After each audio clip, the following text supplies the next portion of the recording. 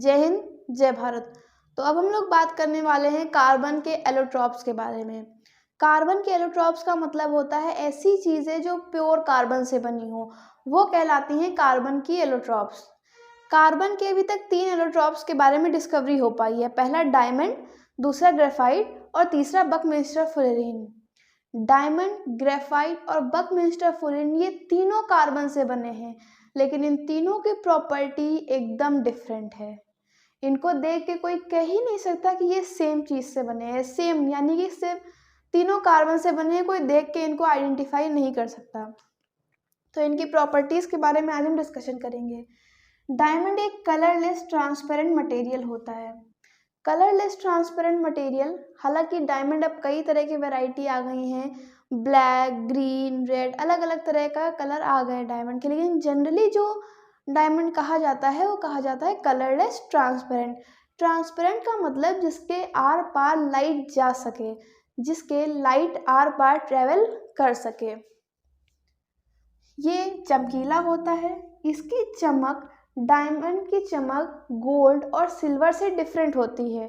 Gold और silver की चमक धीरे धीरे मॉइस्चर की, थोड़ा धीरे जब पुराने होने लगते हैं तो थोड़ा उनकी चमक डल हो जाती है, लेकिन जो डायमंड होता है वो परमानेंट लस्टर के साथ चमकता रहता है। ये थोड़ा हैवी होता है ग्रेफाइट के कंपैरिजन में। एक्सट्रीमली हार्ड, बहुत ज़्यादा हार्ड होता है। अभी तक ऐसे किसी भी मटेरियल की डिस्कवरी नहीं की गई है जो डायमंड से ज़्यादा हार्ड हो। डायमंड सबसे ज़्यादा मजबूत होता है, इसीलिए इसके बहुत से यूजेस होते हैं। जैसे कि शीशे को काटने के लिए जिसका यूज़ किया जाता है, जिस इंस्ट्रूमेंट का, उसके टिप पे डायमंड लगा होता है, वो डायमंड ही होता है जो उसको कट करता है फिनिशिंग के साथ। Made up of only carbon, क्योंकि ये डायमंड कार्बन का एलोट्रॉप है, इसीलिए क्यों एलोट्रॉप है, क्योंकि ये प्योर कार्बन से बना हुआ है। इसका स्ट्रक्चर कुछ इस तरीके से होता है, जैसे कि एक कार्बन है, ये एक कार्बन का एटम है, ये दूसरा कार्बन का एटम है, ये तीसरा है, ये चौथा है, ये पांचवा। अब इसको अगर हम ना माने, अगर हम सिर्फ इस वाले कार्बन की बात करें, इस कार्बन एटम की बात करें, तो ये कार्बन एटम 4 कार्बन एटम से जुड़ा हुआ है। 1 2 3 4। ये एक कार्बन एटम है, ये 4 कार्बन एटम से जुड़ा हुआ है।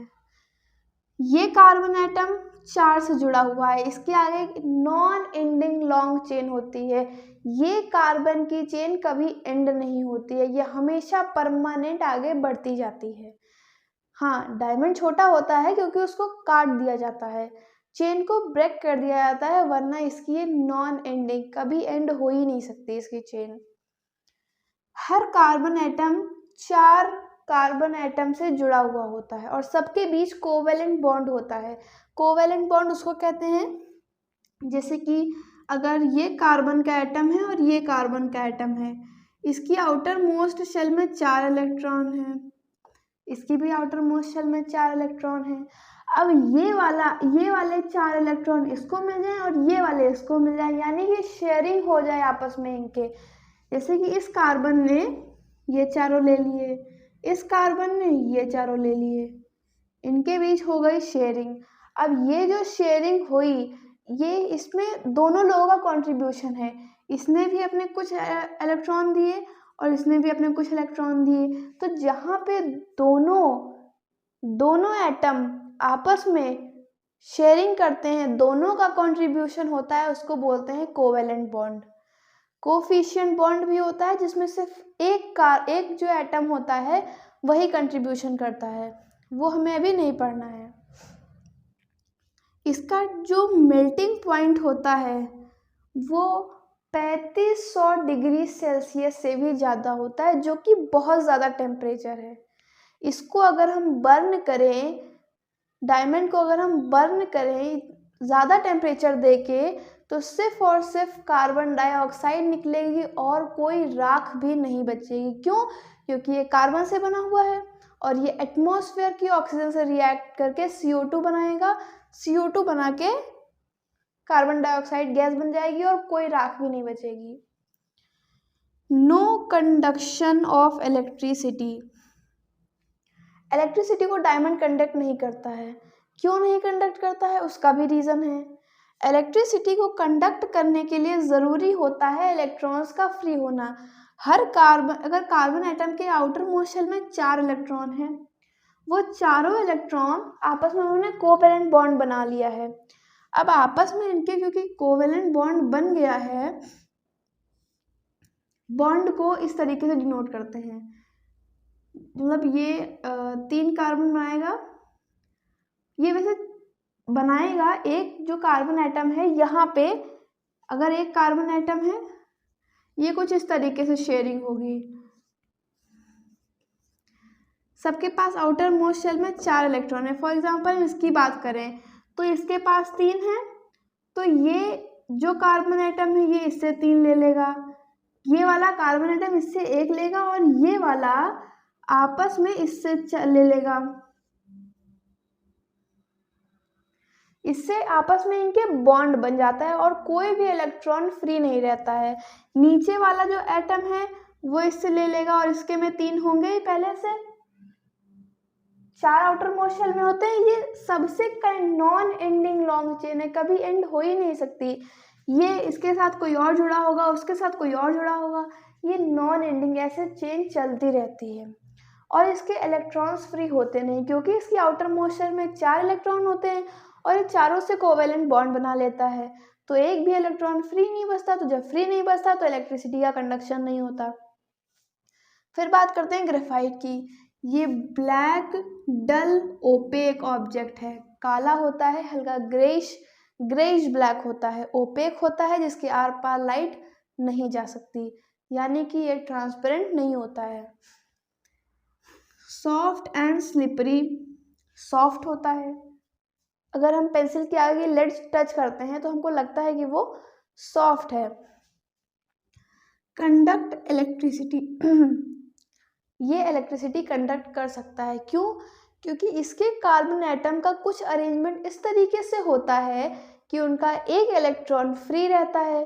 तो जब एक इलेक्ट्रॉन फ्री रहता है तो वो इलेक्ट्रिसिटी का कंडक्शन कर देता है। ये भी सिर्फ कार्बन से बना हुआ होता है। इसका अरेंजमेंट कुछ इस तरह का होता है।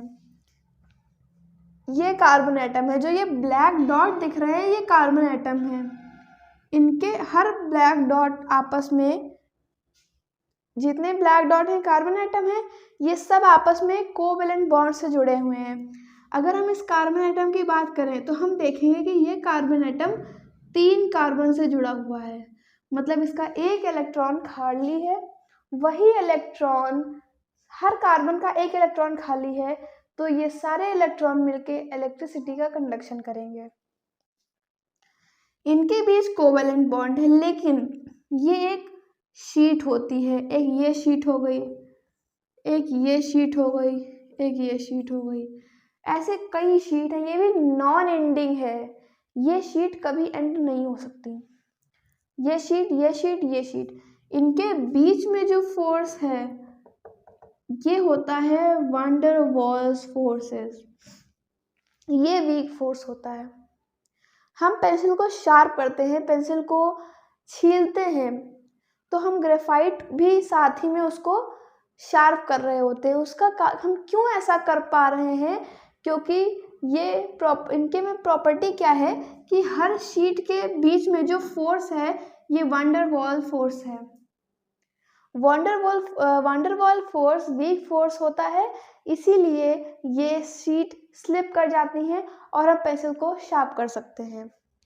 इसको लुब्रिकेंट की तरह भी यूज़ किया जाता है। इसका मेल्टिंग पॉइंट ज़्यादा नहीं होता है, मेल्टिंग पॉइंट डायमंड का ज़्यादा होता है।